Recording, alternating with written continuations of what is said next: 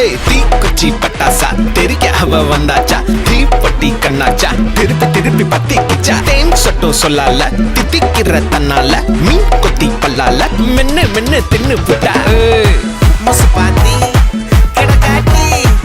எந்த கழுசான கலட்டாத முசு பாத்தி கிடக்காட்டி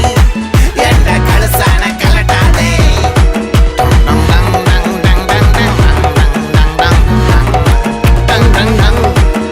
நான் தொட்டா தூளாச்சு வச்சா வேட்டாச்சுடா